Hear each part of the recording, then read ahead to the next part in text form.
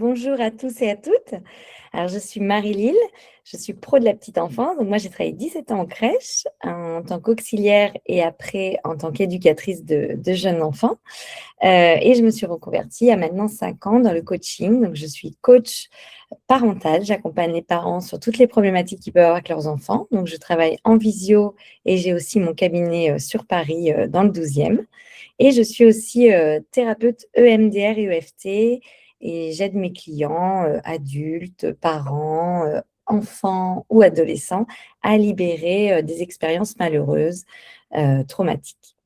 Et je continue d'accompagner les pros, même si j'ai quitté les crèches. Donc, j'anime des analyses de pratique dans différentes micro-crèches et j'accompagne des parcours de VAE avec Bleu Éducation, donc sur différents diplômes. Et j'aide aussi des candidates sur la gestion du stress avec les outils que j'ai pu apprendre dans mes formations. Alors, nous allons parler maintenant du jeu libre. Donc, nous allons voir que c'est un véritable atout, hein, le jeu libre pour le développement du tout petit. Alors, avant de commencer, moi j'ai envie de vous proposer un petit retour dans votre enfance. Vous, quand vous étiez enfant, à quoi vous jouiez librement? Alors, peut-être que vous jouiez dehors, peut-être que vous faisiez des cabanes, des constructions. Moi, mon jeu favori, c'était de jouer au restaurant avec ma sœur. On passait des heures à inventer nos petites recettes à base de terre, à base de feuilles, d'herbes. Donc, n'hésitez pas à noter dans le chat c'était quoi vos jeux d'enfant. Quel est votre souvenir? Ou si vous ne vous souvenez pas, mais j'imagine que oui, qu'est-ce qu'on vous a raconté de vous? Si vous pouvez partager dans le chat, qu'on voit un petit peu les différents jeux. Tu peux partager aussi, Étienne, si tu veux. J'étais dessus justement.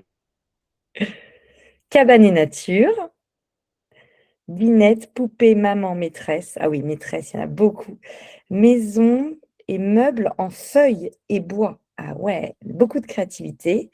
Jeux imaginaires dans la nature, maîtresse, jouer à l'ardoise sur ma porte, secrétaire avec ma sœur avec des claviers d'ordinateur, jeu de rôle, marchande, maîtresse, cabane, Barbie. Oui, moi aussi, bah, beaucoup les Barbies. J'installais tout ça dans le salon et c'était pendant des semaines avec énormément de jeux de rôle sur les Barbies.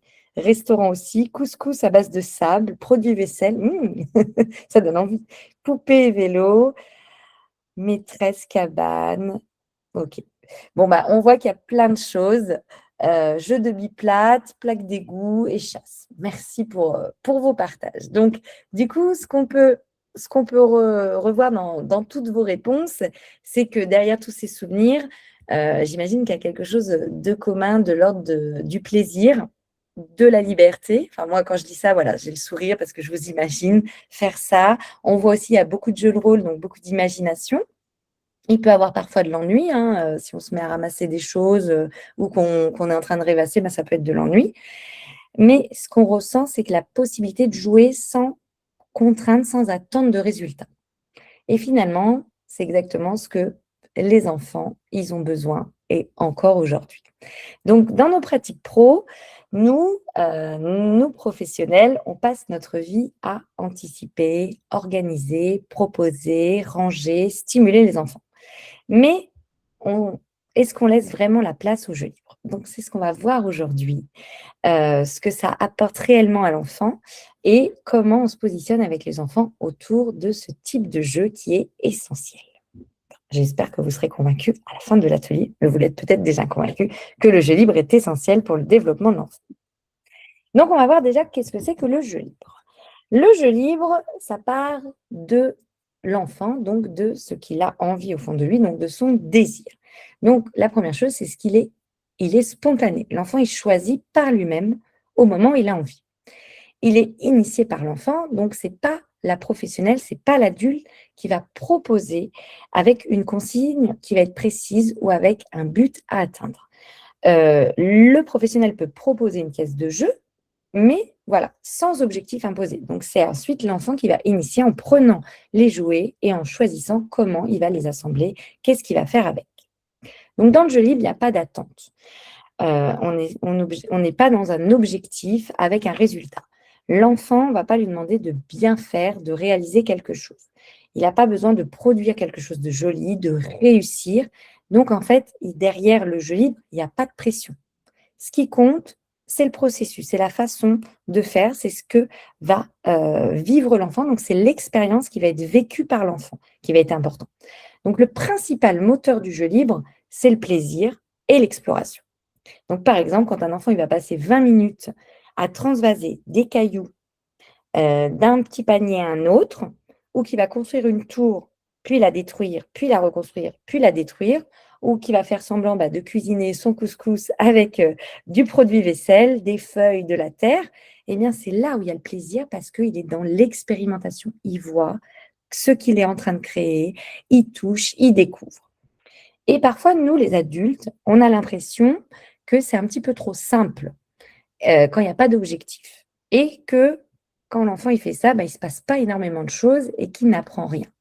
Mais en fait, quand il expérimente, qu'il imagine, qu'il teste, il développe énormément de compétences. L'enfant, quand il est acteur de son jeu, de ses découvertes, il apprend. Et on va voir tout ce qu'il apprend.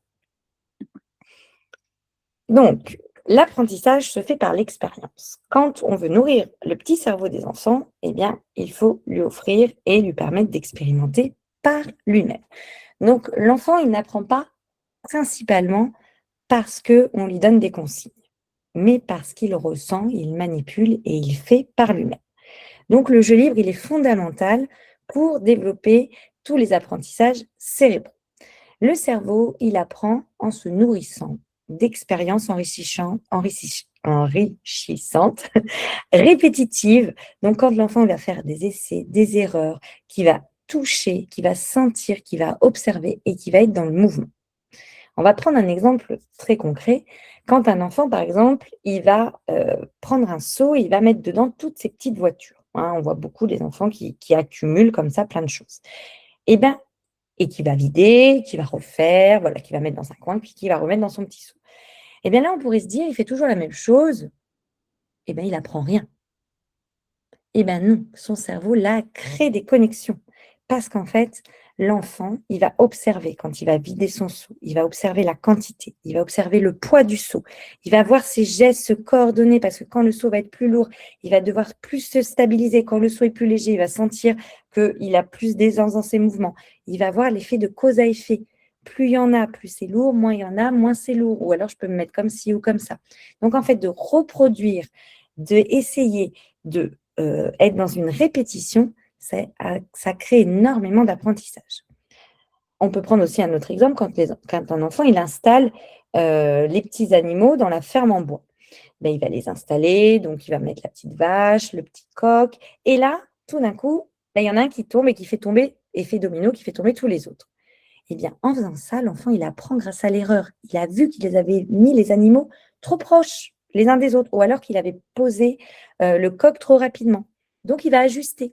Il va recommencer et il va tester une autre stratégie. Il va plus les espacer. Il va prendre son temps. Et c'est comme ça que son cerveau se construit. Et aussi, en bougeant dans l'espace, il va intégrer les informations de façon plus concrète parce qu'il l'a expérimenté dans le corps. Donc, il est donc indispensable que l'enfant, il bouge, il manipule, il transporte et il le fasse par lui-même.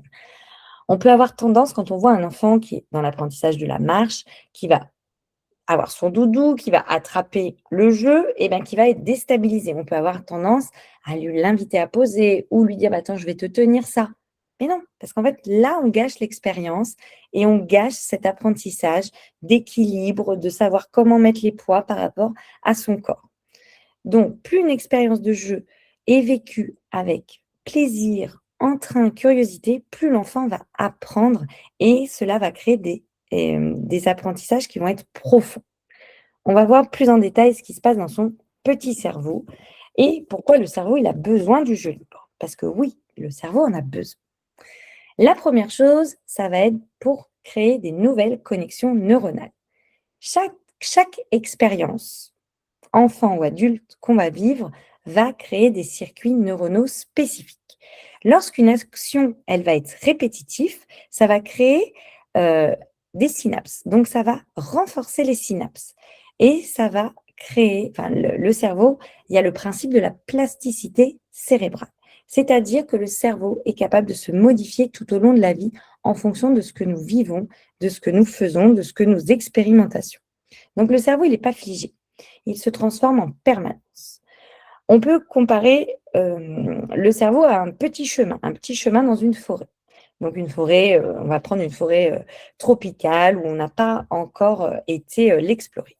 Donc au début, le chemin, il est peu visible. On doit enjamber, on se fraye un chemin, on se prend des branches dans le visage, on se baisse. Et petit à petit, eh ben, on arrive à créer un petit chemin. Et plus on va passer par ce chemin, plus en fait le chemin va devenir praticable et ça va être de plus en plus facile et plus clair. Et bien chez l'enfant, c'est pareil.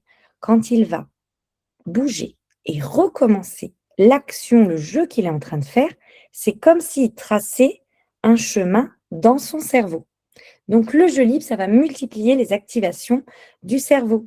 L'enfant, il va agir et il va, sans consigne, varier les essais et du coup, ça va lui permettre de créer des connexions.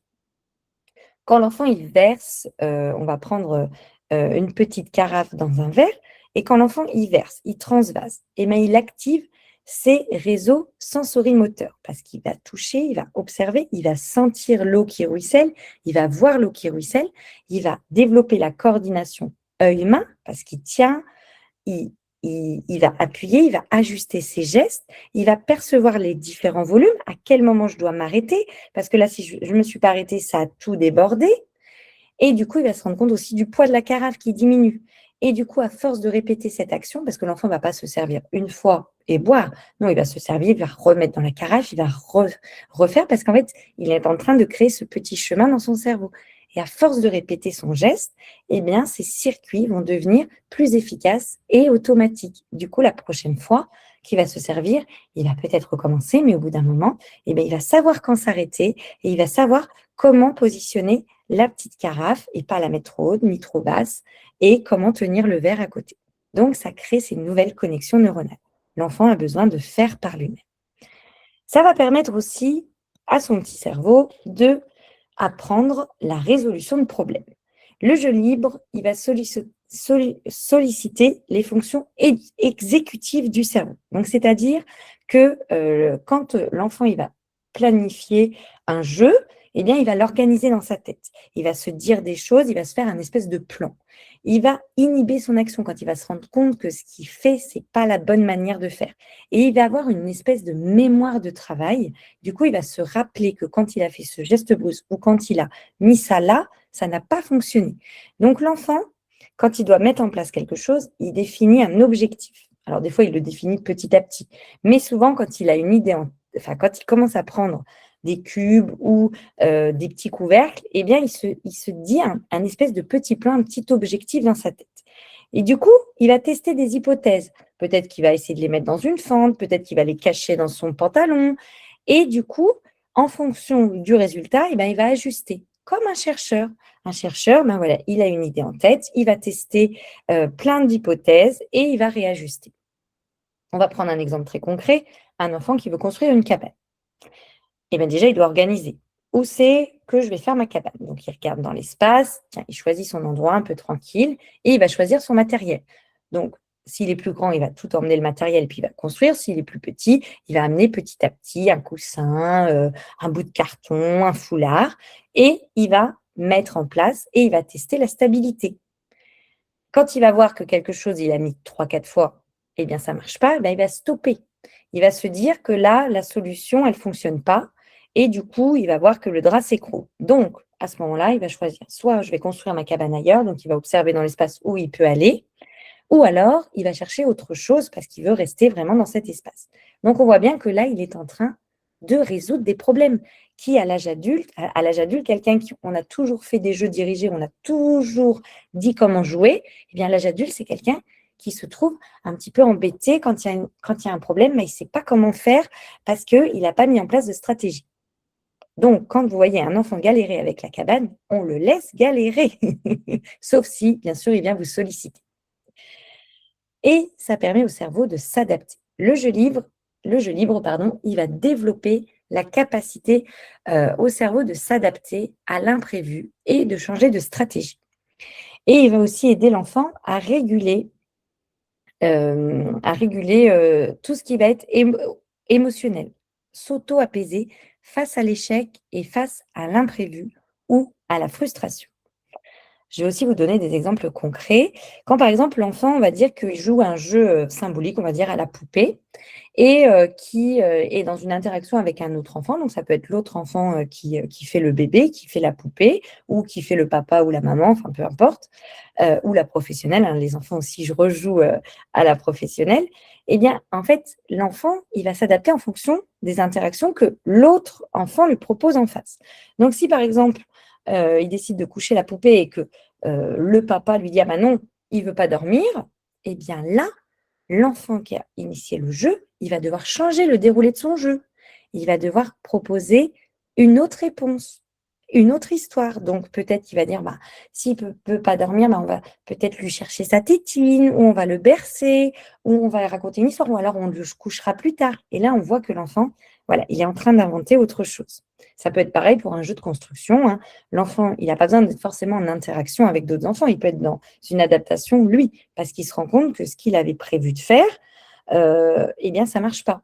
Donc, il va ajuster son assemblage, il va modifier son plan. Il avait prévu peut-être de faire une route, et puis finalement, la route, ça ne fonctionne pas parce que il y a le mur. Donc, peut-être que je vais me mettre dans l'autre sens. Il va expérimenter une autre façon de faire. Moi, ce que j'aime bien faire aussi par rapport à ce que je vous disais là, par rapport à la frustration, c'est quand que l'enfant m'invite dans son jeu, c'est de ne pas aller forcément dans le sens de l'enfant. Je vais vous donner un exemple concret. Par exemple, on imagine, on joue à la marchande avec un enfant, et l'enfant est le client. En général, c'est le professionnel qui est le client. L'enfant veut être la marchande, mais ça arrive qu'on intervertisse les rôles. L'enfant arrive et demande des kiwis. Eh bien, moi, je vais lui dire: non, on n'a pas de kiwis aujourd'hui. Donc là, l'enfant, dans le jeu, il expérimente la frustration. Et là, ça va être plus facile pour lui de vivre cette difficulté, cet échec, parce qu'on est dans le jeu. Donc, si l'enfant, là, il n'est pas bien, c'est à nous, après, professionnels, de lui dire: vous pouvez peut-être prendre des oranges, vous vouliez faire quoi? Une salade de fruits? J'ai des bananes, ou sinon, revenez demain. Et là, vite, on dit: bon, allez, on dit qu'on est demain. Du coup, on fait vite passer au lendemain, où là, il y aura des kiwis. Mais ça apprend à l'enfant à être dans l'adaptation, mais dans le jeu. Donc, ce n'est pas du tout la même chose qu'un enfant qui reveut un bout de fromage, et là, on ne peut pas lui donner parce qu'il a déjà eu 3 bouts. Donc, ça permet vraiment à son cerveau de développer toutes ces capacités qui vont être essentielles pour les apprentissages de la vie, de tous les apprentissages. Alors, du coup, maintenant, on va parler des compétences que ça développe chez l'enfant. Et ça développe énormément de choses. Donc, ça développe en premier la confiance en soi. Eh bien, comme l'enfant, il fait par lui-même, c'est lui qui a choisi le jeu. Il a essayé, il s'est trompé, il a recommencé, et il n'y avait pas d'attente, il n'y avait pas d'attente de résultat de la part de l'adulte. Donc, il n'y avait aucune pression. Eh bien, chaque réussite de l'enfant, elle va construire en lui-même une petite phrase de capacité. Il va se dire: je suis capable, je l'ai fait par moi-même. Donc, il va développer un sentiment de compétence.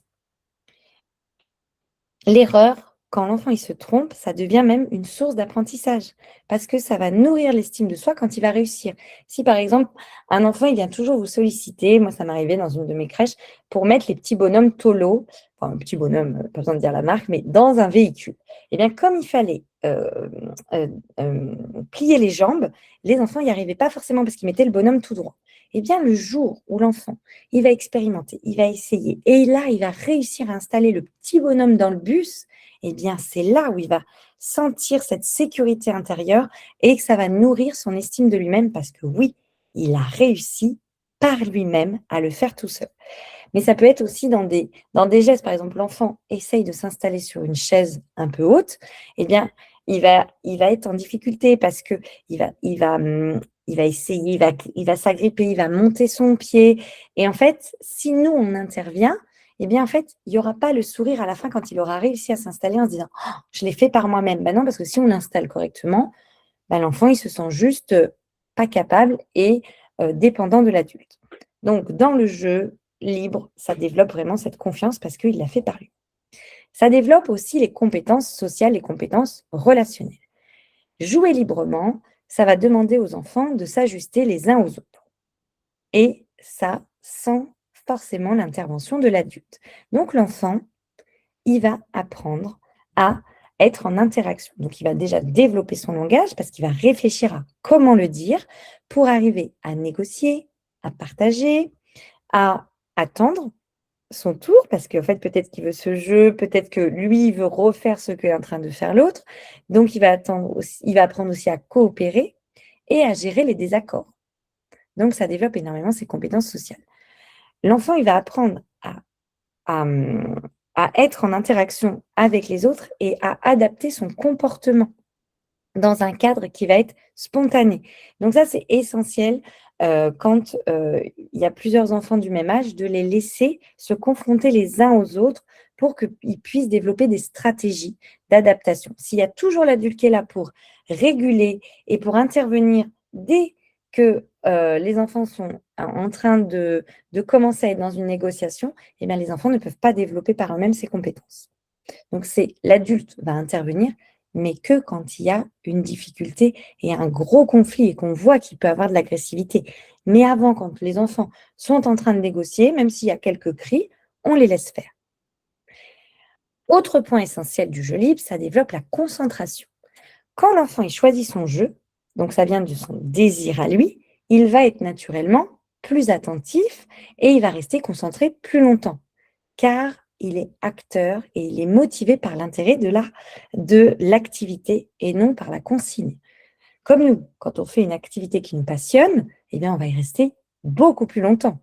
On va prendre un exemple, par exemple la vaisselle, on la fait pas parce que on est passionné par la vaisselle, donc on va pas passer 1 heure à nettoyer notre verre, on va le faire rapidement parce que la motivation n'est pas là. Par contre, faire de la peinture sur verre, hein, on va rester sur les verres, ben là on peut passer des heures parce que c'est notre motivation à nous on a voulu faire cette peinture, donc on va rester concentré très longtemps. Et justement, c'est ça qui va être différent avec une activité dirigée où il y a une consigne, parce qu'on a une attente envers l'enfant. Donc l'enfant, il va faire les choses parce qu'il sent qu'il faut le faire. Comme nous, par exemple, la vaisselle, on va le faire parce qu'il y a besoin de le faire, mais on ne va pas porter une attention longue et on va être moins concentré que dans du jeu libre. Et ensuite, les 3 derniers, autonomie, motricité et créativité, on va le voir plus en détail. Donc, je vais le développer tout de suite. Donc, la première chose, c'est l'autonomie. Donc ça, c'est vraiment la chose essentielle. L'autonomie, c'est la capacité à l'enfant de faire par lui-même, de faire seul. Donc, pourquoi le jeu libre va développer l'autonomie? Parce que déjà, l'enfant, il a choisi. Donc, quand il a choisi, il va être plus engagé, il est pleinement, il participe pleinement. Comme je vous l'ai dit juste avant, hein, c'est pas comme faire la vaisselle. Et du coup, ça va développer sa motricité intrinsèque. Donc, intrinsèque, c'est vraiment ce qui vient de lui, de son désir. Ça vient pas de l'adulte, ça vient pas de l'extérieur. Il y a la motivation qui vient de l'extérieur. Donc ça, je l'avais présenté dans un autre atelier sur les punitions et les récompenses. Quand l'enfant fait parce qu'il a peur des conséquences ou parce qu'il attend une récompense, la motivation vient de l'extérieur. Alors que dans le jeu libre, comme c'est l'enfant qui a choisi, la motivation est intrinsèque. Du coup, c'est ça qui va lui donner envie de continuer, de recommencer. Ça va permettre aussi de développer l'autonomie parce que l'enfant, il va essayer, il explore et il va tester différentes façons de faire. Il n'y a pas une méthodologie. Donc, il va pouvoir essayer plein de choses différentes. Il va recommencer. Donc, l'erreur va être une étape qui va être normale et qui va être même essentielle dans l'apprentissage. Le fait de recommencer, ça va construire sa persévérance et ça va construire aussi l'ajustement. Progressivement, il va se mettre à ajuster correctement.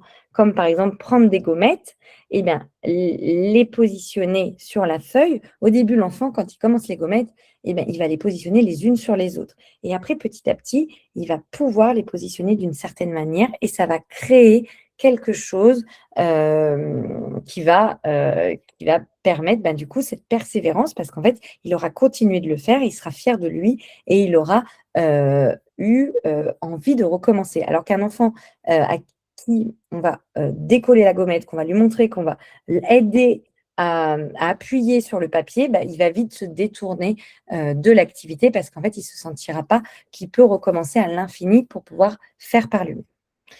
Et ça permet aussi à l'enfant de développer son initiative. Du coup, l'enfant, comme il ne dépend pas de l'adulte ou des autres enfants, eh bien, c'est lui qui va initier son action. C'est lui qui décide. Donc, c'est lui qui va choisir comment il organise son jeu, comment il va inventer ses propres règles du jeu et comment il va s'investir dans le jeu.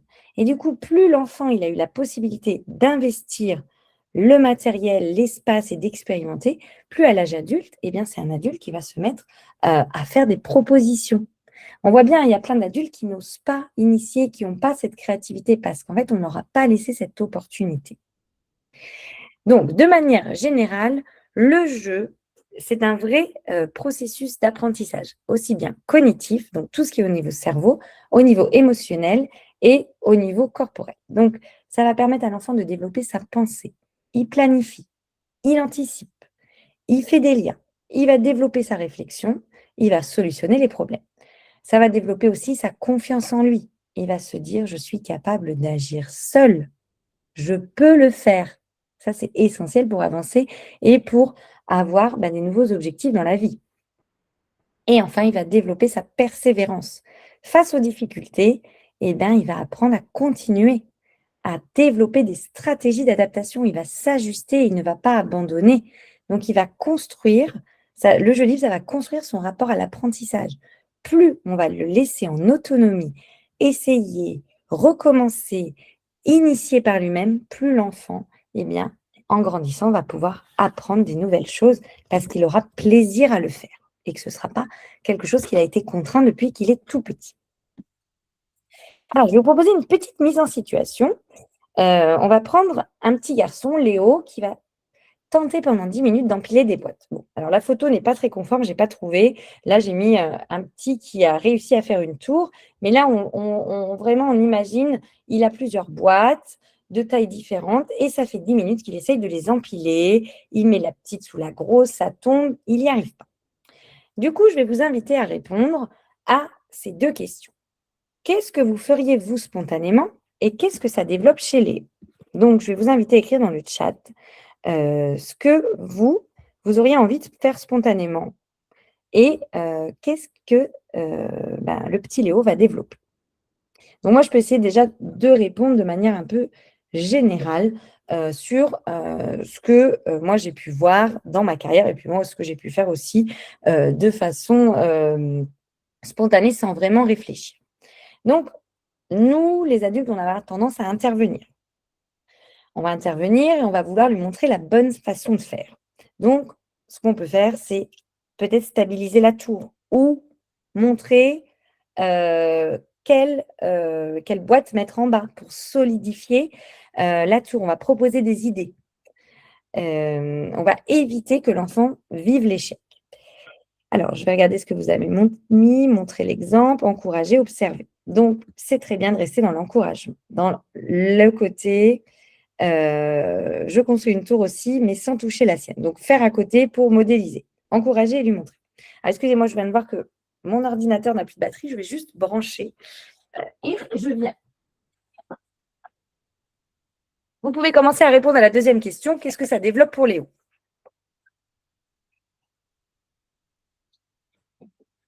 Hop, je suis là. Alors, l'enjeu, en fait, quand on veut montrer à Léo, c'est que notre objectif, c'est derrière qu'il réussisse. Alors que là, l'enjeu, ce n'est pas qu'il réussisse. C'est tout le processus. C'est que voilà, ça développe sa motricité fine et sa coordination. Donc, si on fait à côté de lui ou si on lui montre, eh bien, on va un petit peu détourner l'objectif principal. Donc, vous l'avez bien noté, la motricité fine, la confiance, la persévérance, tout à fait, la réflexivité, l'estime de lui, tout à fait. Donc, et la concentration. Je pense qu'on a fait le tour. Il y a aussi la coordination œil-main, la persévérance, le cause à effet. Vous voyez, plein de choses. Et ça va augmenter ses connexions neuronales. Tout à fait, ça va faire ses petits chemins dans son cerveau. Du coup, là, euh, si nous, adultes, on fait avec l'enfant, ça va détourner tout ça. Et en fait, ça ne va pas permettre à l'enfant de construire son autonomie. Donc, le rôle de l'adulte quand l'enfant est en train d'empiler les boîtes pendant 10 minutes, ce n'est pas de participer, ni de faire à sa place, ni de lui montrer, mais ça va être de mettre l'enfant en sécurité et de ne pas l'interrompre. Il ne faut pas l'interrompre inutilement. Si jamais l'enfant nous sollicite et qu'il nous tend une boîte, on peut répondre à sa sollicitation, mais dites-vous que tous les micro-mouvements qu'il va répéter pendant les 10 minutes vont construire sa confiance en lui, sa persévérance. Donc, vraiment, l'objectif quand l'enfant est en jeu libre, enfin l'objectif, pardon, le rôle de l'adulte, ça va être d'être dans la sécurisation et l'observation.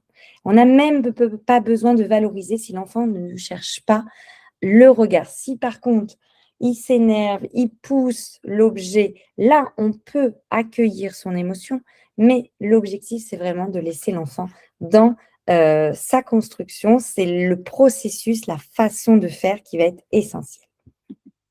Donc, on va parler maintenant de ce qui se passe dans son petit corps quand l'enfant il est en train de faire des choses par lui-même. Parce que l'enfant apprend en bougeant et en manipulant. Donc déjà, il va développer sa motricité globale. Donc, il va développer son équilibre. L'enfant, il va ajuster constamment son corps. Vous voyez, le petit Léo qui va être en train de mettre ses petites boîtes, ben, s'il est avachi et couché, ben, il aura moins de stabilité. Donc, peut-être que la fois d'après, il va se mettre assis. Et peut-être que la fois encore d'après, il va se mettre debout. Donc, c'est vrai que pendant le jeu libre, ou même pendant les jeux dirigés, n'hésitez pas à laisser les enfants dans une position où ils se sentent à l'aise, où ils peuvent vraiment être dans la maîtrise de leur corps. Parce qu'un enfant qui se penche, qui se redresse, qui change de position, va développer sa conscience de son corps. Il va développer aussi sa coordination, c'est-à-dire œil-main. Donc, il va coordonner ce qu'il voit et comment il l'attrape. Donc, il va faire un apprentissage de je vois, je touche et comment je me positionne dans mon corps. En attrapant, en lançant, en se déplaçant avec les objets, ça lui permet de coordonner tous ses mouvements. Donc, dès que vous voyez un enfant qui est encombré avec plein de choses dans les mains, laissez-le. On a tendance dans notre cerveau, on a envie de se sentir utile et on peut avoir aussi peur de l'accident. Si vous voyez qu'il n'y a pas de danger, que tous les objets qu'il a, c'est sécure, on le laisse parce que c'est comme ça qu'il est en train de développer sa coordination. Ça développe aussi sa motricité fine. Il va développer des gestes précis à travers des manipulations qui vont être répétées. Donc, quand il va pincer, quand il va assembler, quand il va ouvrir, quand il va fermer, on le laisse faire à l'infini et on lui donne du matériel pour qu'il puisse continuer. Et du coup, ce que je disais, ça va développer sa conscience corporelle, c'est-à-dire qu'il va mieux connaître son corps, il va mieux connaître les limites de son corps, il va savoir mieux reconnaître ses appuis, ses forces et ses déplacements dans l'espace. Donc, il va être plus en conscience de son schéma corporel. J'avais animé un atelier sur la motricité libre, sur Amy Pickler, la pédagogie Loxy. Et elle disait, elle, avant de créer sa pouponnière, qu'elle était pédiatre, hein, et du coup, elle recevait des enfants.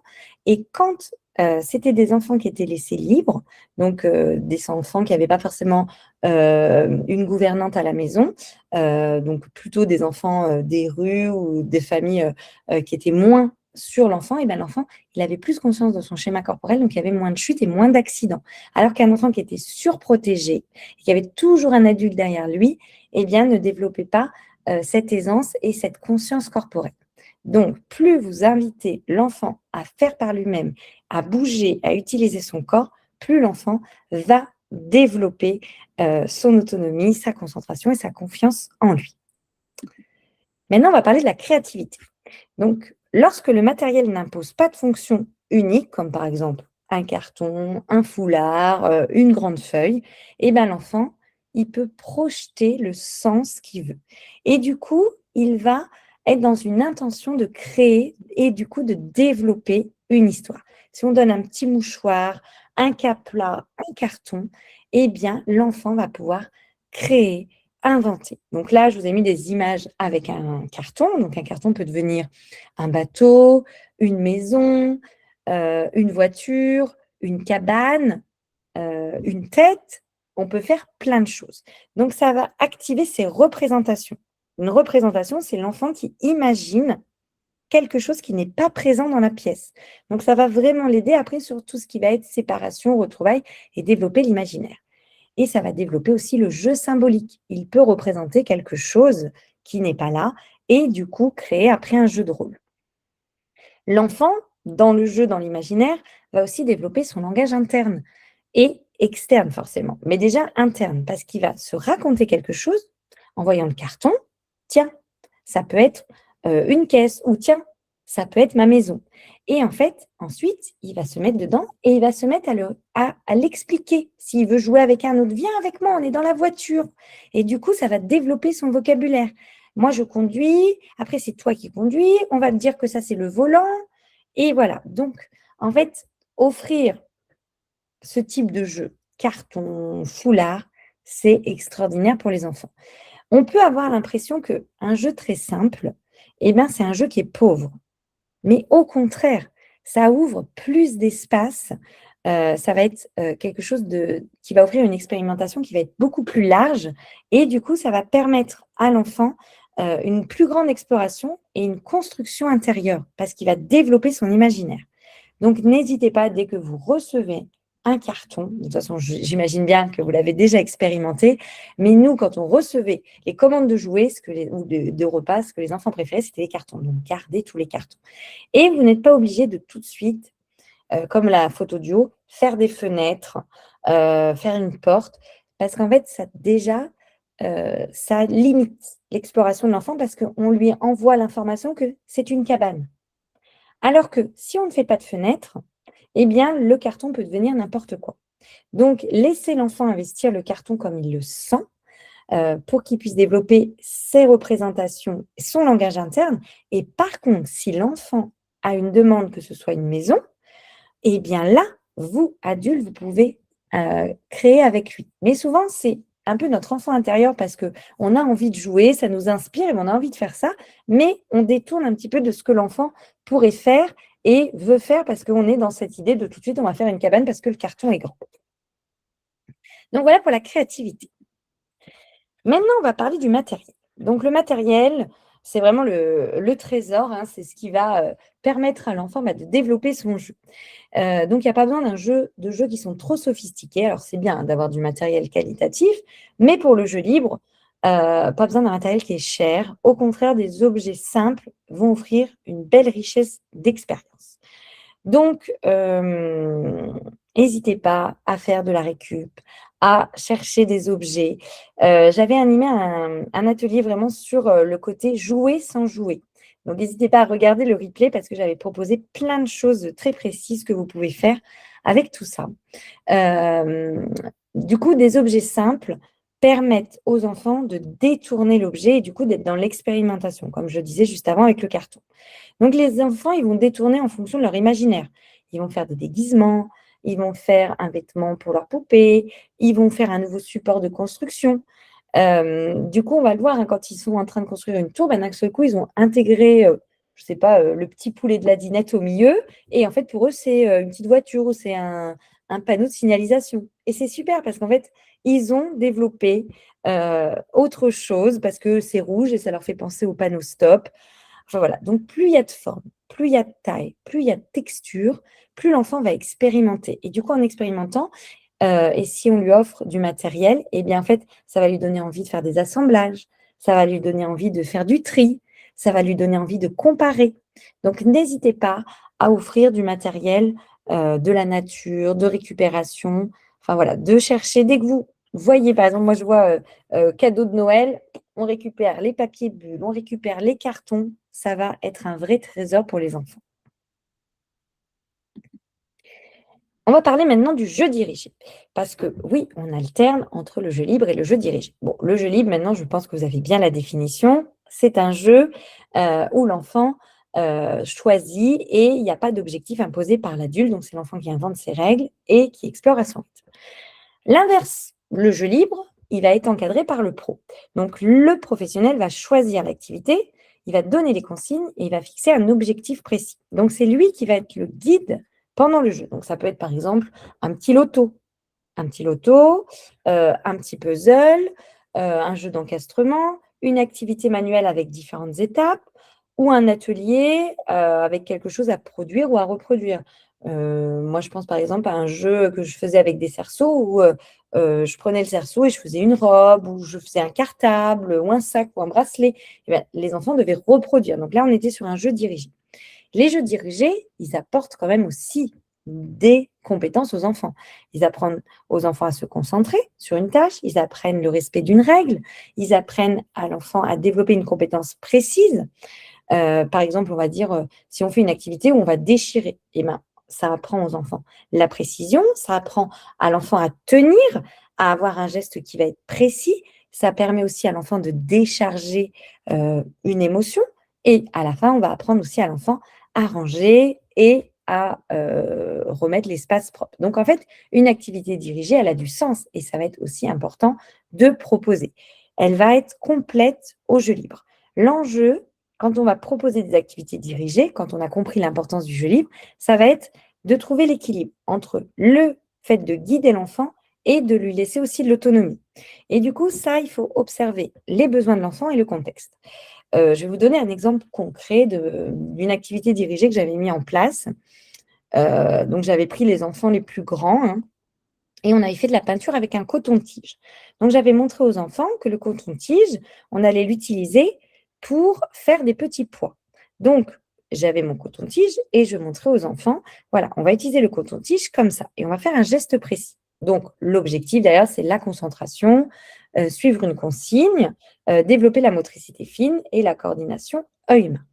Donc, il s'agissait d'un apprentissage spécifique.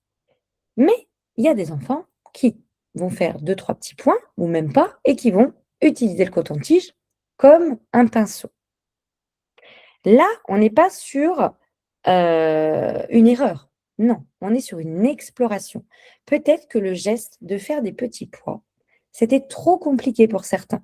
Ou alors qu'ils n'étaient pas du tout dans le respect d'une consigne. Eh bien, c'est OK. Donc, dans ces moments-là, c'est à l'adulte de remontrer. Bah, regarde, tu peux refaire des petits pois. Si l'enfant, pardon, ne suit pas, il n'y a pas d'obligation. En fait, à la fin de l'année, il n'y a pas de passage à une classe supérieure. Donc, à vous, quand vous êtes dans un jeu dirigé, d'avoir une flexibilité et de vous dire, est-ce que l'objectif est vraiment indispensable? Est-ce que cette compétence est indispensable ou je peux le laisser repartir en jeu libre? Et souvent, on peut le laisser partir en jeu libre.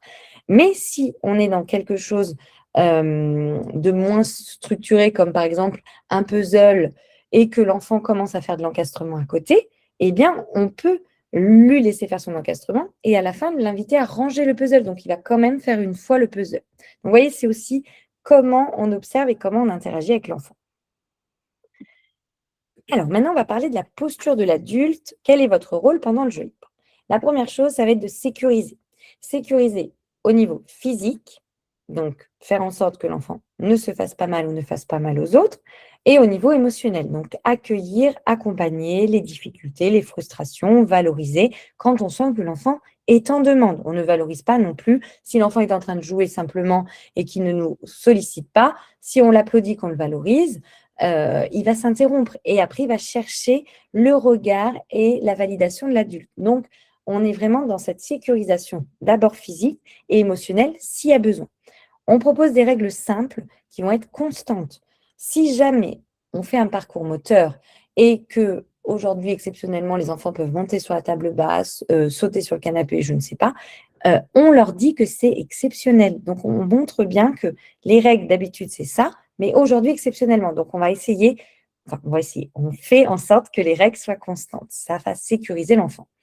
Et du coup, l'enfant, quand les règles sont constantes et que l'adulte, il est là, il pose le cadre et qu'il est posé dans la pièce, eh bien, l'enfant, il peut explorer sans risque, inutile, et du coup, continuer à développer ses petites connexions neuronales. On va observer. Bon, je vous ai mis aménager avant, mais d'abord, on observe.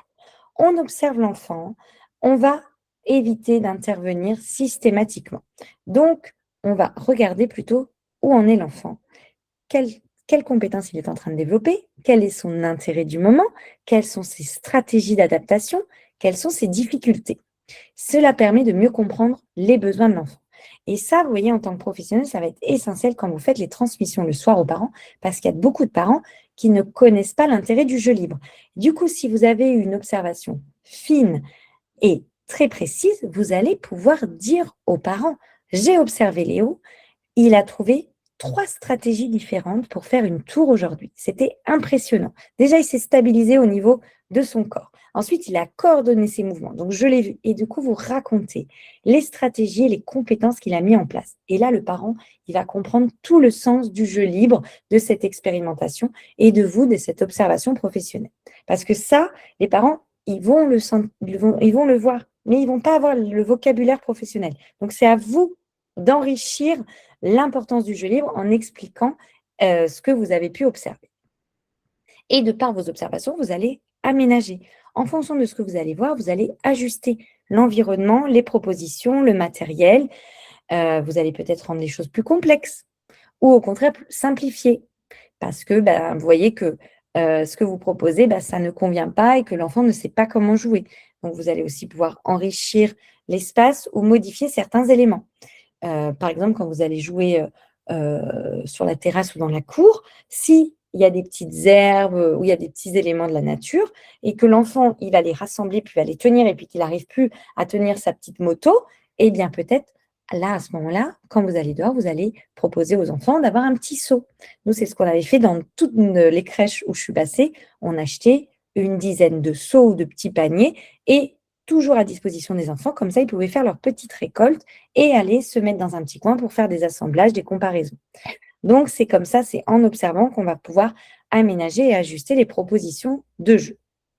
Et soutenir si besoin. Donc, on n'intervient pas de façon ponctuelle. On intervient si l'enfant est réellement en difficulté, s'il nous demande de l'aide, si on le voit qu'il est frustré et qu'il jette, il pousse, il pleure, ça ne va pas, c'est là où on va intervenir. Sinon, on peut complètement bloquer le jeu et l'imaginaire et la créativité de l'enfant. Je vous donne un exemple très concret que j'ai fait, que je vois faire et que j'imagine que vous faites, c'est l'enfant joue à la dinette. On ne voit pas vraiment ce qu'il fait, on est en train de faire autre chose, on se pose et là on voit l'enfant qui joue à la dinette. Et en fait, l'enfant était en train de donner à manger à sa petite poupée ou de préparer quelque chose. Et là, avec toute notre gentillesse, on dit, tu me prépares un petit café. Eh bien, l'enfant, on bloque tout le jeu, toute la créativité et il va être à ce moment-là dans l'interaction avec l'adulte. Là, ça change toute la dynamique.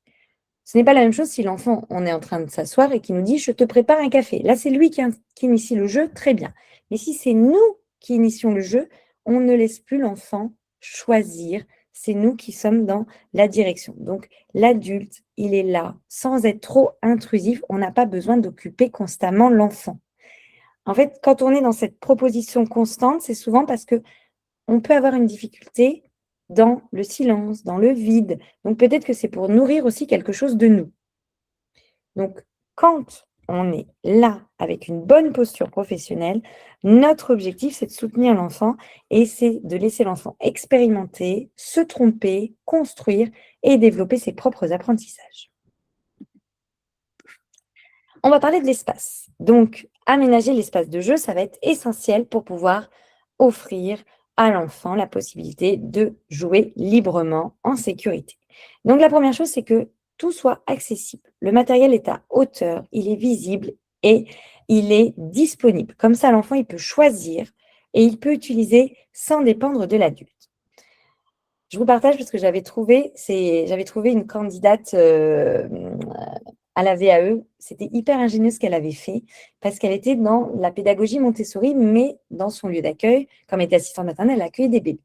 Et elle me disait qu'elle ne pouvait pas proposer des petits plateaux. Vous savez, dans la pédagogie Montessori, le jeu est à disposition avec des petits plateaux, avec plein de petits objets. Et comme il y avait des bébés et des moyens qui commençaient à se mettre debout et qui pouvaient attraper les plateaux, elle avait eu l'idée de plastifier des cartes où elle avait photographié les jeux et les cartes étaient à disposition. Donc, quand un grand voulait le jeu, eh bien, il pouvait se diriger vers la carte, le plateau était en hauteur et la professionnelle, avec la carte, lui disait « Ah oui, je vois que tu veux ce jeu, je te le donne ».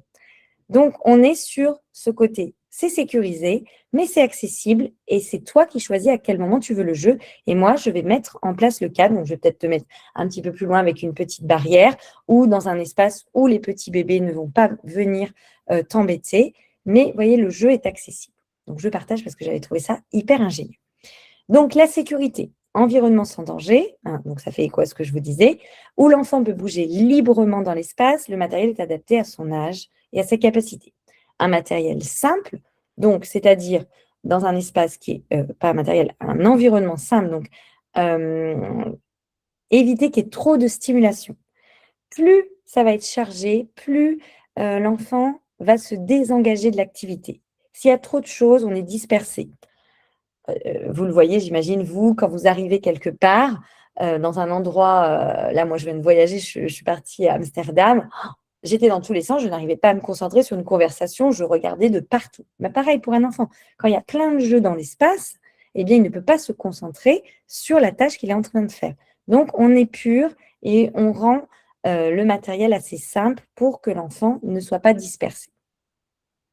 Ensuite, le matériel est évolutif, il n'est pas figé. Donc, il évolue en fonction de l'intérêt de l'enfant, des saisons, de nos observations, de la curiosité que porte l'enfant, de son envie d'explorer. Donc ça, c'est toujours à observer, à faire évoluer. Et peu surchargé. Bon, ça, je vous l'ai déjà dit. La qualité va primer sur la quantité. Et on range. Quand l'enfant il arrive dans l'espace, eh bien, on lui propose un endroit bien rangé. La dinette, c'est super si on a réussi à mettre les petits couverts, les petits couteaux ensemble, les petites fourchettes. Comme dans une cuisine, tout est à sa place et l'enfant sait où trouver chaque jeu, ce qui va pouvoir développer sa créativité parce que quand il va être en train de créer, je ne sais pas moi, il veut bricoler son petit vélo et il veut chercher quelque chose qui ressemble à une clé, ben tiens, il se dit dans sa petite tête, tiens, je vais aller chercher une cuillère parce que c'est long et ça ressemble à la clé que maman elle utilise pour bricoler, et bien du coup, il sait où la trouver. Donc, moins c'est chargé, plus c'est rangé, plus ça permet à l'enfant de savoir où trouver les choses. Donc, un espace bien aménagé, ça invite naturellement l'enfant à explorer sans qu'il y ait besoin de multiples consignes. Donc, petit résumé de tout ce qui freine le jeu libre, mais je pense que vous l'avez compris. Maintenant, trop d'intervention de l'adulte, donc on limite quand l'enfant nous demande de l'aide, quand l'enfant est en frustration et en difficulté. On limite le nombre de jouets, on les range. On limite les activités surdirigées. On peut proposer une le matin, une le soir, mais des activités qui vont durer 10 minutes. Et même dans l'activité dirigée, si vous sentez que l'enfant il a besoin d'être dans l'exploration libre, eh bien, on limite les consignes et on adapte. Peur du vide et de l'ennui, donc ça, c'est plutôt aller travailler en interne. Qu'est-ce que moi, ça me fait vivre quand je ne suis pas en interaction avec l'enfant, que je ne me sens pas utile. Donc ça, c'est d'aller travailler plutôt sur soi, ses croyances, ce qui nous bouscule à l'intérieur de nous et peut-être aussi sur notre enfant intérieur parce que peut-être que nous, quand on était enfant, personne ne nous a accompagnés dans le jeu et donc du coup, quand on voit les enfants libres qui ne sont pas accompagnés, bah, ça nous fait vivre quelque chose d'inconfortable mais parce que ça nous renvoie à notre propre enfance. Donc ça peut être très intéressant aussi d'aller travailler en interne. Et on ne recherche pas le résultat, on n'a pas d'objectif, il n'y a rien à attendre de l'enfant, juste à ce que l'enfant développe par lui-même ses compétences. Donc, il n'y a pas besoin d'une activité dirigée, il n'y a pas besoin d'être tout le temps dans l'interaction, il n'y a pas besoin de matériel incroyable. L'enfant, on lui laisse dans le jeu libre et avec un espace sécurisé, une professionnelle qui observe et l'enfant va être dans l'apprentissage. Il va apprendre dans son corps, dans sa tête, dans ses émotions. Donc l'enfant, il invente, il recommence, il va construire ses stratégies, il va construire ses solutions et ça va lui permettre d'être dans l'apprentissage. Donc le jeu libre, ce n'est pas la pause, c'est l'apprentissage. Vraiment, dites-vous ça, qu'on ne propose pas du jeu libre parce que on veut un moment tranquille ou qu'on veut que les enfants posent leur cerveau. Au contraire, c'est là où ils apprennent le plus. L'enfant, il apprend davantage quand il est dans le plaisir. Même les apprentissages scolaires. Plus l'enfant va être dans le plaisir et dans le jeu, plus les connexions neuronales vont se faire. Donc, j'espère que cet après-midi, vous allez laisser un maximum les enfants en jeu libre. Ah, on n'a plus de temps pour les questions, j'ai tellement parlé. Pardon. Merci beaucoup en tout cas pour cet atelier, Marie. Il nous reste 2 minutes tout pile pour les Oui. questions. J'en ai noté quelques-unes. J'en ai noté une qui est un peu plus loin dans la discussion. Une question d'Aude. Peut-on parler de jeux libres dans des jeux collectifs puisque c'est initié par le groupe et non individuellement? Tout à fait. Le jeu libre, ça peut être un jeu de groupe. C'est ce que je disais, quand ils jouent à la poupée, ils sont ensemble. Et donc, du coup, en fait, libre, ça veut vraiment dire que c'est le choix de l'enfant. Donc, en fait, s'ils sont à deux ou trois, s'il y en a un qui veut plus faire partie du jeu, eh bien, du coup, il va sortir du jeu. Mais du coup, on est libre, c'est pas l'adulte qui a dit, maintenant, vous vous mettez tous les quatre et vous faites ça. Donc, c'est vraiment cette notion-là. Ce n'est pas dirigé par l'adulte. Et souvent, les meilleurs souvenirs, quand vous pensez à vos meilleurs jeux d'enfants, c'est les jeux où vous étiez libre et pas, il n'y avait pas une consigne derrière. Donc, c'est ça l'idée. Très clair, merci. Libre au Merci pour tout et collectif. merci. Une autre question de Camille. Du coup, en jeu léger, on s'adapte aux réponses de l'enfant? Tout à fait. En fait, on n'est pas dans un objectif pédagogique d'un apprentissage précis. C'est pour ça que je vous ai donné cet exemple où j'avais fait euh, la peinture avec les cotons-tiges, parce que derrière, je voulais leur apprendre ça. Mais en fait, s'ils l'utilisaient en pinceau, il n'y avait pas de problème. Je remontrais, je leur montrais la possibilité, mais s'ils n'en étaient pas là et que ça ne les intéressait pas, qu'ils ne voyaient pas l'intérêt, parce que l'enfant n'est pas dans une productivité. Donc, de faire un joli clown, un joli hérisson, ça ne l'intéresse pas. Lui, ce qui l'intéresse, c'est d'expérimenter avec tout son corps. Génial, merci Marie. On se prend une dernière question et merci à toutes et à tous hein, pour tous vos retours sur cet atelier. Merci Marie surtout évidemment. Une question de Stéphanie hyper intéressante. Comment organiser le jeu libre avec plusieurs tranches d'âge? Vous parlez souvent d'enfants assez âgés, mais les plus petits. Et je fais juste une petite digression. Il me semble qu'on a fait un atelier qui ressemble un petit peu encadrement d'un groupe d'enfants, comment s'adapter, que je vais vous retrouver.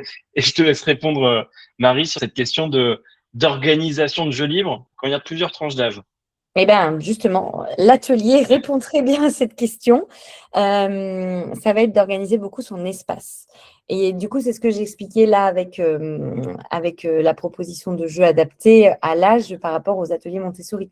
On va mettre à disposition ce qui est possible, mais ce qui n'est pas possible et qui met en danger les plus petits, ben là, on ne met pas à disposition. Donc, c'est réorganiser l'espace et offrir des espaces d'exploration où vous allez faire des petites séparations. Moi, ça m'est déjà arrivé de me mettre entre deux pièces et de laisser les plus grands faire leur jeu de construction dans un espace. Alors ça, c'était une petite salle de bain, mais ça peut être un couloir. Et nous, on se met entre l'enfant qui fait sa construction et le bébé ou le moyen qui est à côté, qui est plus dans un autre jeu. Mais du coup, on fait une séparation physique quand on n'a pas de barrière. Donc, c'est aménager son espace et réfléchir à où je peux me mettre pour que les enfants, ils aient tous les deux leurs espaces et que le plus petit ne vienne pas interférer dans le jeu du plus grand, souvent parce qu'ils ne sont pas dans la même dynamique et le même besoin. Hyper Et j'ai vu une clair. question très intéressante, est-ce qu'on peut la prendre? Bien sûr, vas-y. Euh, Pourquoi il n'y a pas de consigne et les bagarres? Eh bien, alors, il n'y a pas de consigne parce que c'est l'enfant qui choisit son jeu. Mais bien sûr, je l'ai dit, l'adulte va intervenir en cas de danger, en cas d'agressivité. Mais on n'anticipe pas parce que sinon, on joue aux gendarmes et aux voleurs.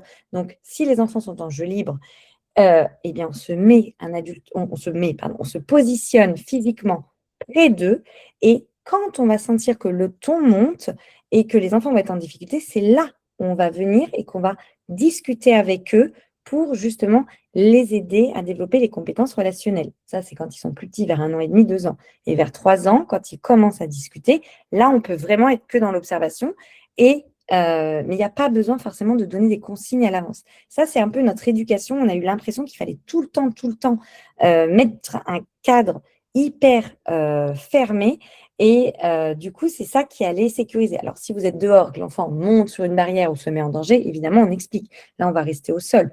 Donc, c'est à vous de voir par rapport à l'espace. Mais en général, quand vous êtes dans vos lieux d'accueil, c'est hyper sécure. Sinon, vous n'aurez pas eu votre agrément par la PMI ou la crèche serait fermée.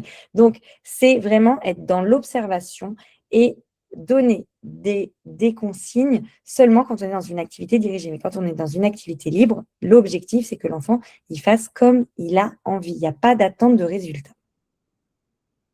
Donc, les bagarres, bien sûr, on intervient. Et d'ailleurs, on a animé un atelier sur ce sujet agressivité entre enfants, la posture de l'adulte, que faire. Donc, il y a plein d'autres ateliers que vous allez pouvoir regarder pour compléter celui-là si vous ne les avez pas déjà vus. Exactement. Et ben, en tout cas, merci beaucoup, Marie. On est pile dans le timing. Et pour les autres ateliers, c'est directement sur notre site. Vous tapez Bleu Éducation Atelier et vous avez tout le programme.